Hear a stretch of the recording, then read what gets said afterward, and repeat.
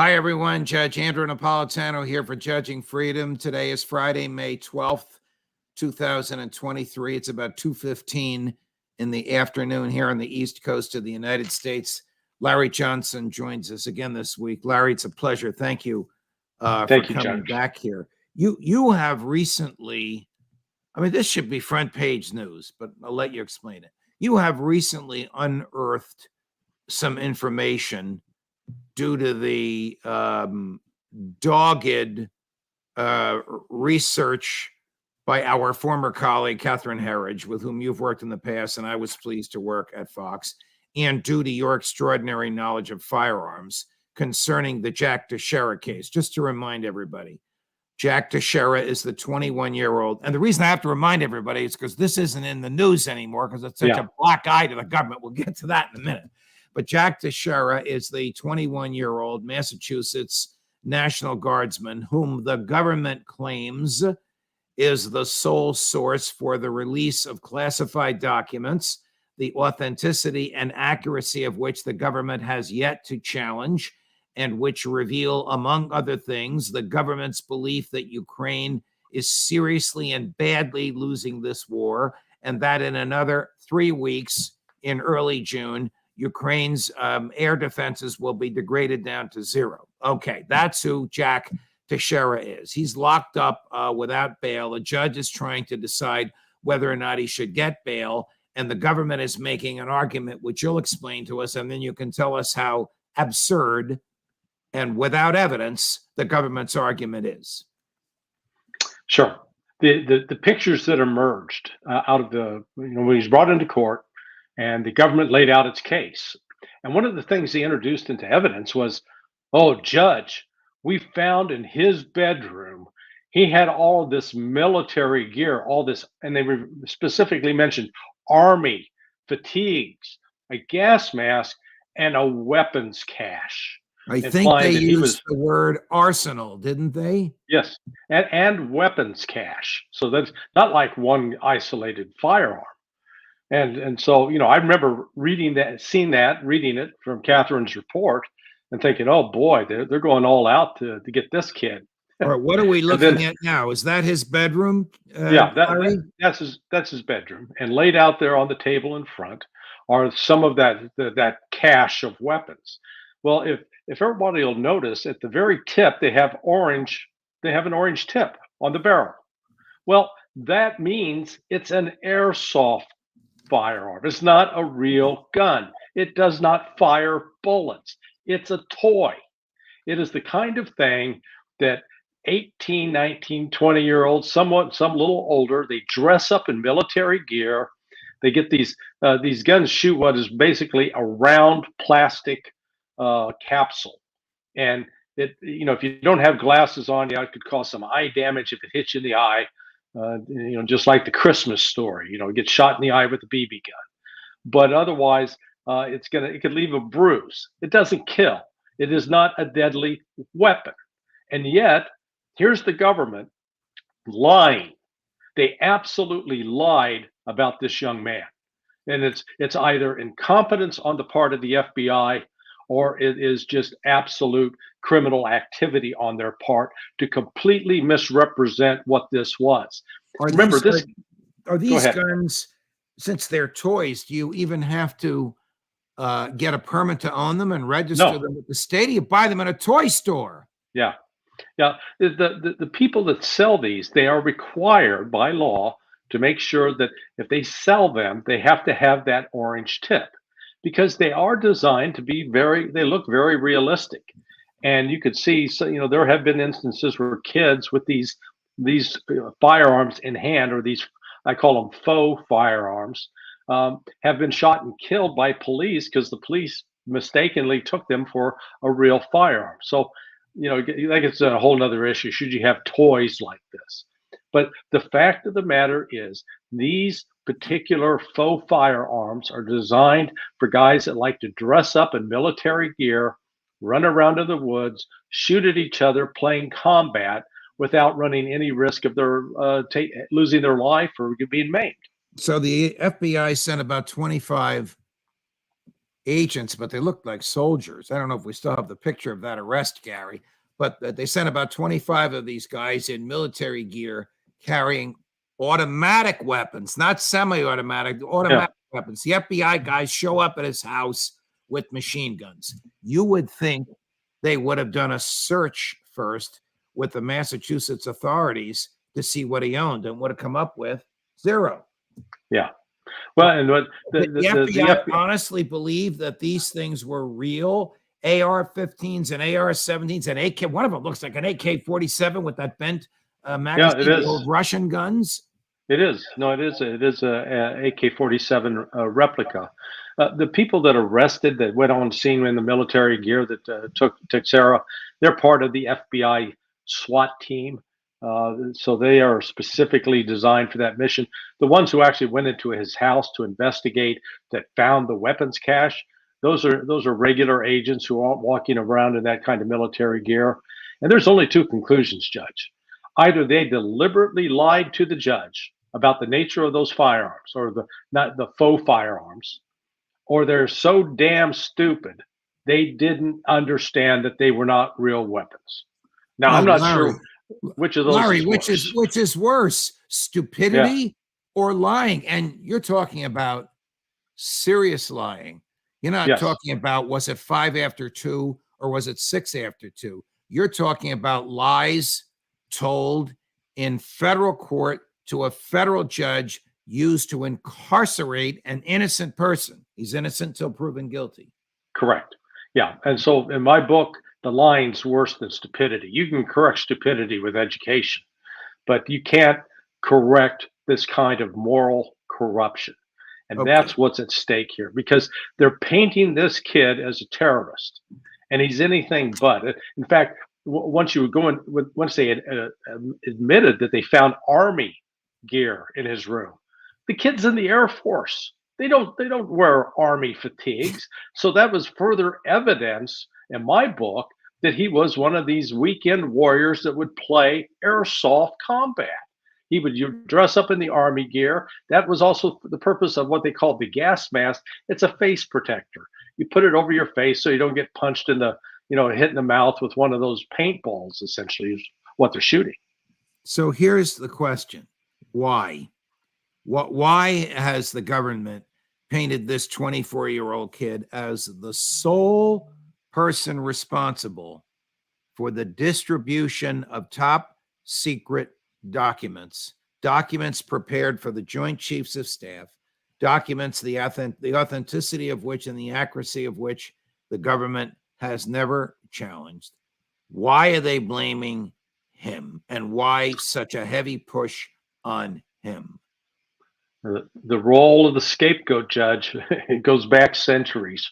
You've got to find somebody to put the blame on, so that the people who are actually bearing the heaviest responsibility avoid that blame.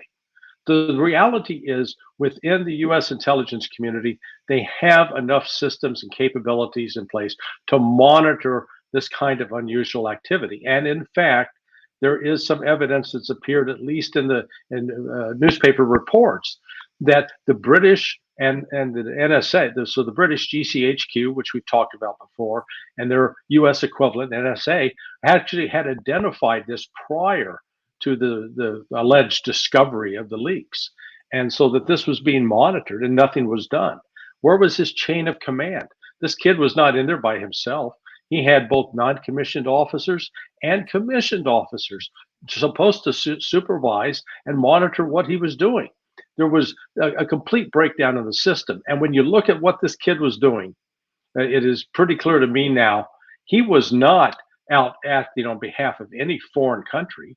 He was just showing off for some friends, making himself look like a big man.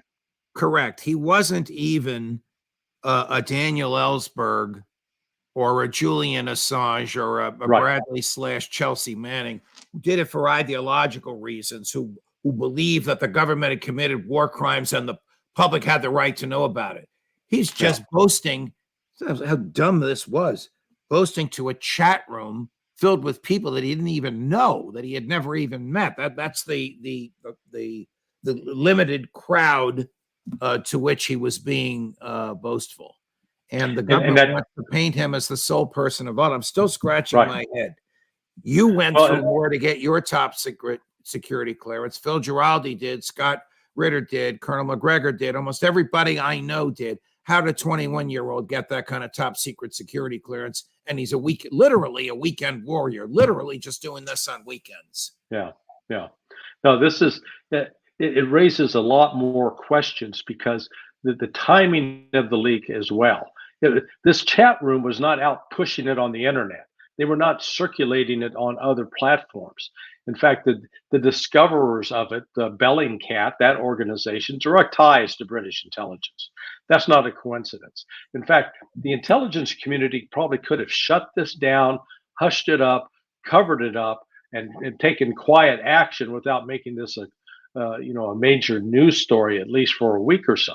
And this kid now is the scapegoat. I really hope that he's got some decent legal counsel, because they ought to be in there just standing in front of the judge demanding that this complaint filed by the Department of Justice be taken down, because it's a lie. It is false. You were the first person Judging Freedom went to when the news broke about this, and your initial reaction, Larry, I think I'm quoting you precisely, this was a controlled leak.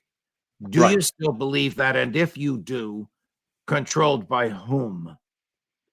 I do believe it's controlled, and I think it's elements within not just the U.S. intelligence community, but people connected as well to the Brits.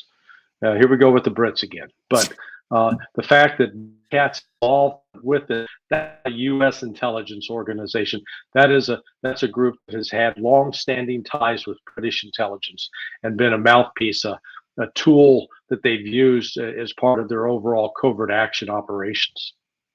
I hope that somehow the information that you've developed, that we've just discussed, that this is breaking news, Larry, I haven't seen it anywhere else, gets to his lawyers. I am hoping that his lawyers are security clearance qualified, because they'll know the significance of this immediately. They should be before that judge this afternoon, as soon as your piece was published. I think you published it last night, which is when I saw it.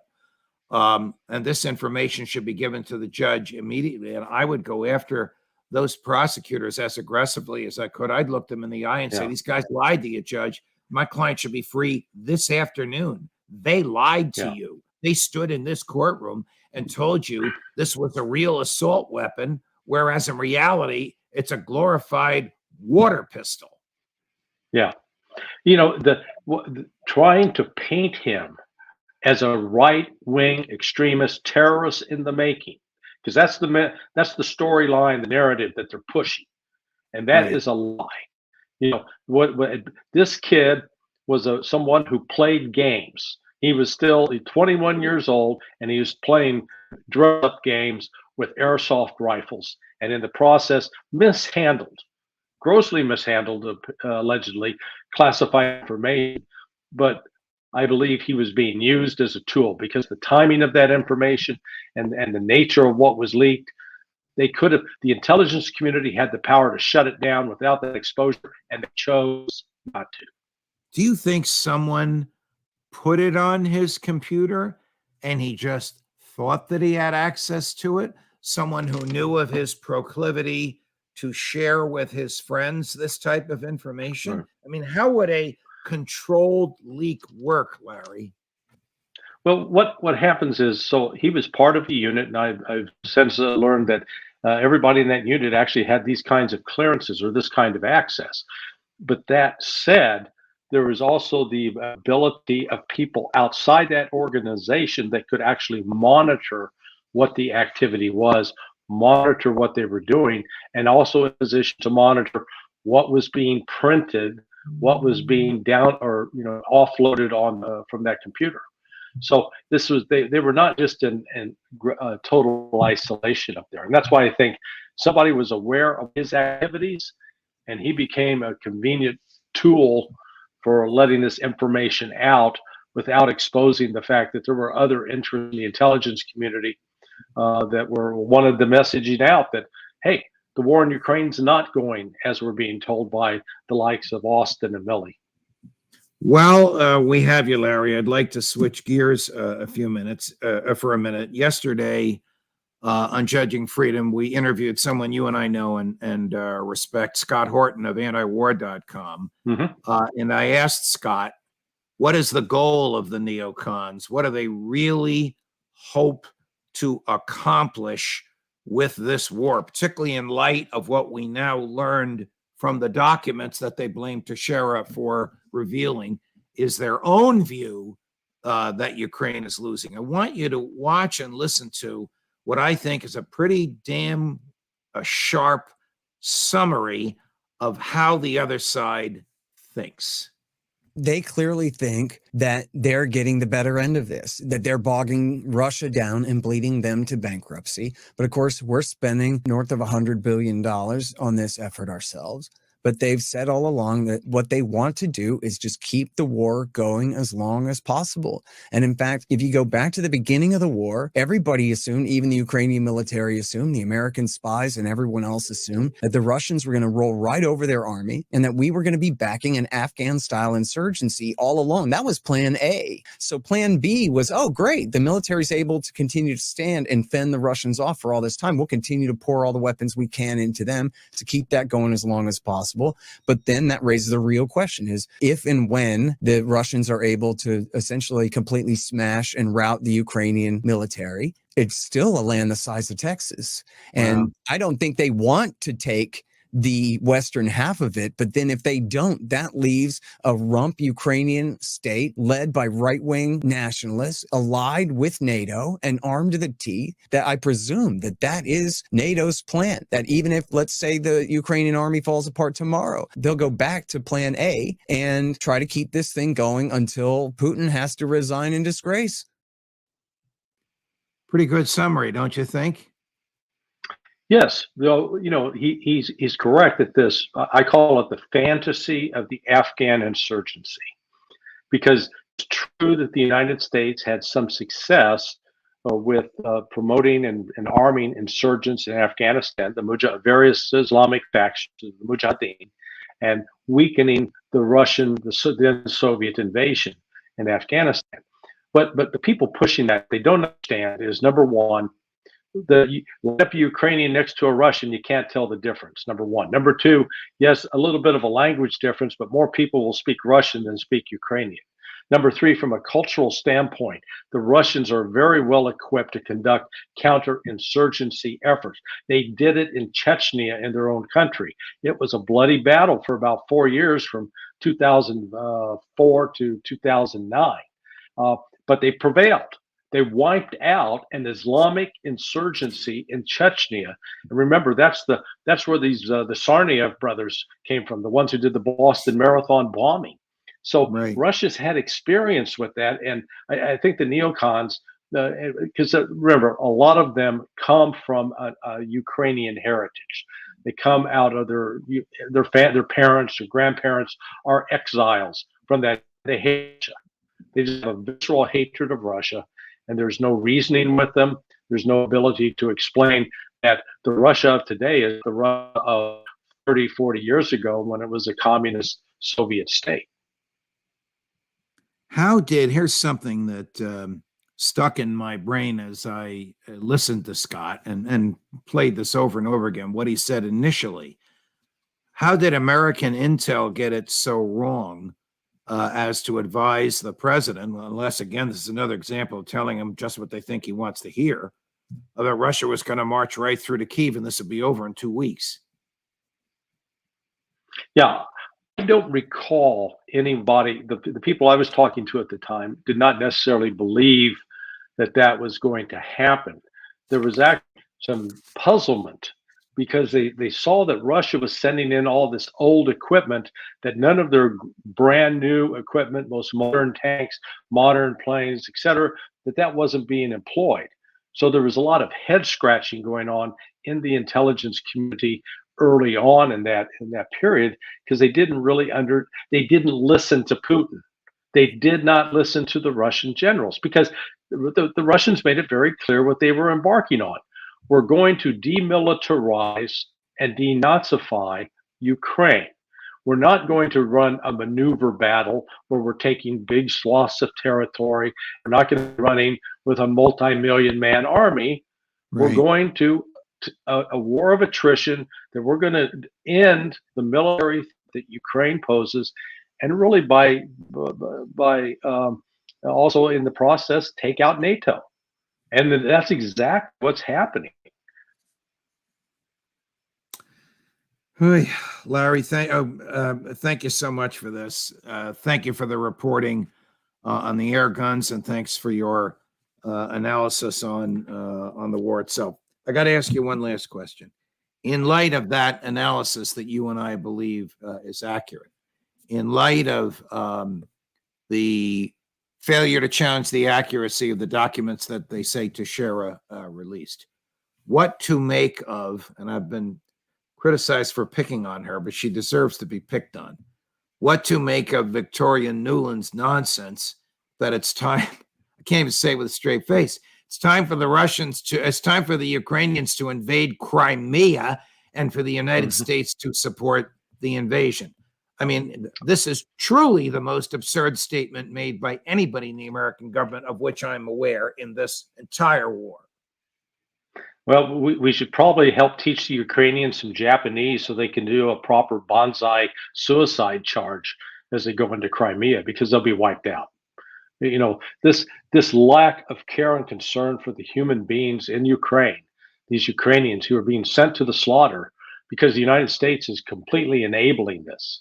That is also, in my view, criminal. It's immoral, and Victoria Nuland bears a lot. She's got a lot of blood on her hands over this. Larry, always a pleasure. We look forward to chatting with you again next week. Thank you so much, my dear friend.